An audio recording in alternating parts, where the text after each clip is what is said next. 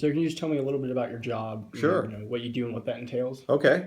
So I'm a sales director for a software company called CA Technologies, and CA is a Fortune 500 enterprise software company. Sells all kinds of software to big businesses, all kinds of different verticals, and primarily our software helps companies like SunTrust, Home Depot, big companies when they are building their own software applications and getting them out the door. Like you go to HomeDepot.com and you're Hmm. trying to buy something online, or you're at SunTrust and you have a an account with SunTrust and you want to do online banking, those kind of things. So we have software that helps those companies deliver those applications to their customers faster and Okay. better. And so I manage a team of salespeople that sell to those kind of customers and sell our solutions. So that's what I do. Can you tell me a little bit about how you got into this line of work? Sure. So out of college, I was actually a business major, but I was a finance degree. So I didn't have like a sales or a marketing Hmm. degree. It was business and finance. And so I took a job with NCR Corporation, which is now based here in Atlanta, and it was as a financial analyst. So I did kind of business related P&L, financial reporting kind of Hmm. stuff. And I eventually got to work directly for some sales vice presidents of NCR, and I really enjoyed kind of their interaction and um, how they were sort of customer facing. Hmm. And when I worked for them, I said that's something that I would rather try to do is do the sales end of things versus kind of the reporting end of things. So. So when did you first know that this is what you wanted to do? I think when I was in that role as a finance person, I got to do some things that got me front line with a customer. So I would help a salesperson do a proposal to a customer, or help a salesperson do a financial justification for a purchase of Hmm. software. And there were times where they would actually take me to a customer and visit with them and actually do a sales call with them as their finance person. But I got uh, excited about doing that because, again, it was kind of where the rubber hit the road, where we were actually in front of a client, trying to make a Hmm. difference.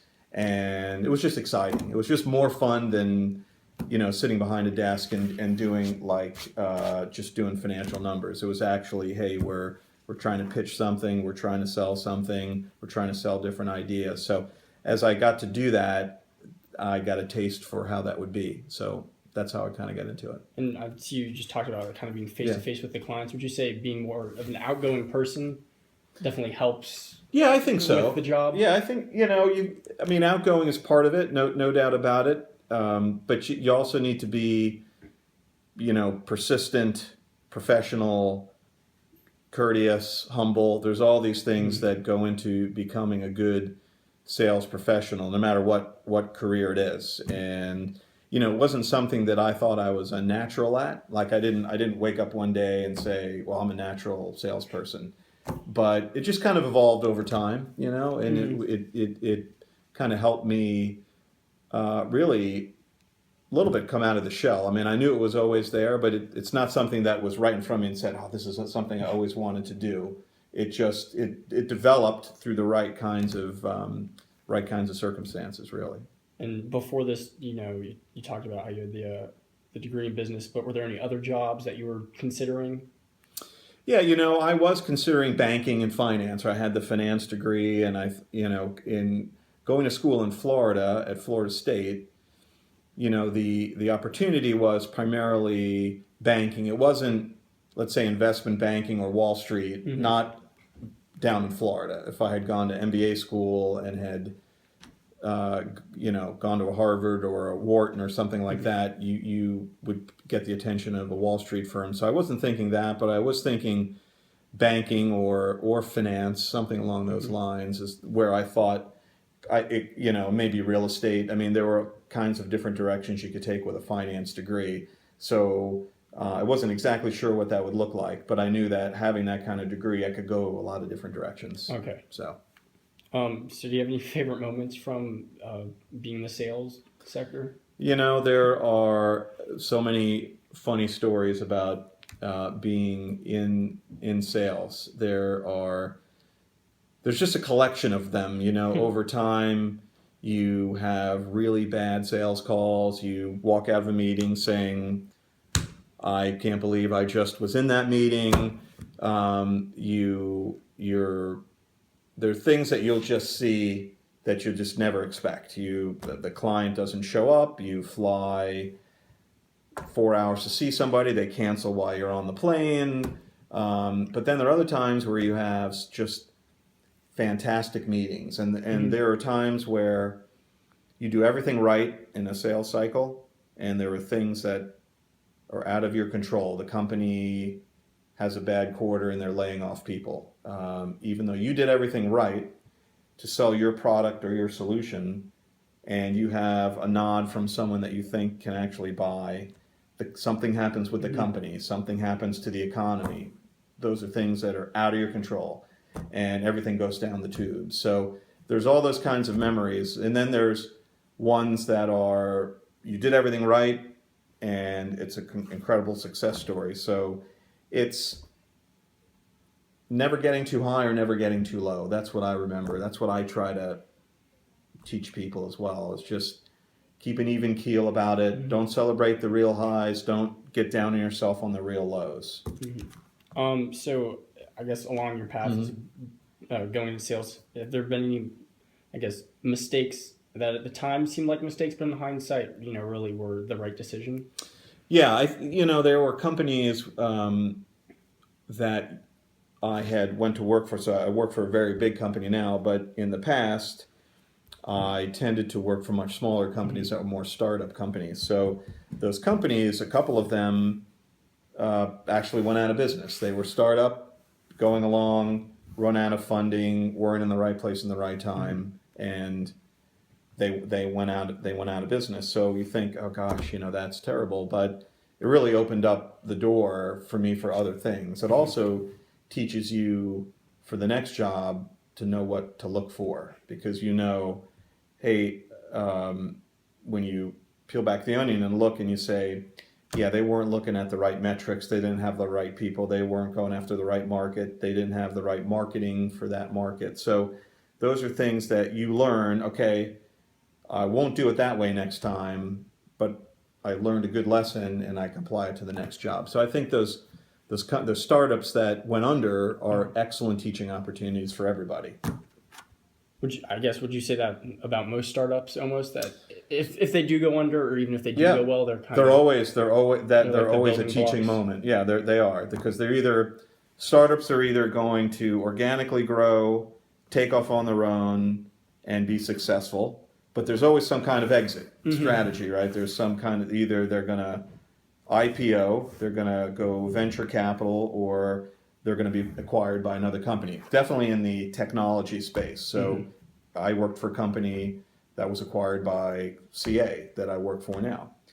So those are all teachable moments along the way. So even if one crashes, there's a lesson learned there, but there's also lessons learned in all those different paths that you can take in a company, because you can to get a company from $1 million to $5 million is very different than going from $5 million to a $20 million company. Those leaps require completely different skill sets in terms of the sales, the marketing, the finance, the whole aspect of that. Those skill sets are actually different in all those stages of a company. And you need to keep continuously innovating and getting the right kind of people that understand how to grow those companies forward. So you're either going to sink or swim, and you learn a lesson in either way, whatever happens. So any, I guess, witty sayings or advice that you've been told over the years that you've kept with you? I think the main couple of them. One is, the customer is always right. So we all, and that's in anything that we do, right? I'm the customer if I'm buying a car or I'm going, shopping for clothing or I'm selling them $1 million software product. The customer always has a predefined notion of what they're looking for, and you got to respect that and understand that. And the other one is, and there's a book called this. It's called "Hope is Not a Strategy." So you need to have a plan. You need to have the ability to work together as a team. You can't just wing it. So those are things that I've learned over the years.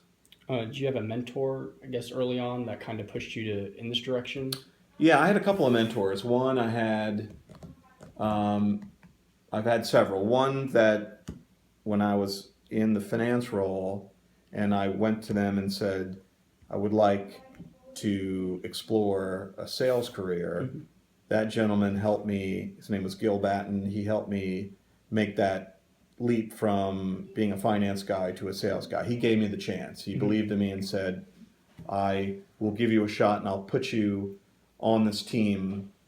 And this team was the sales team that was selling to Coca-Cola here in town. So that was a great account team to work on.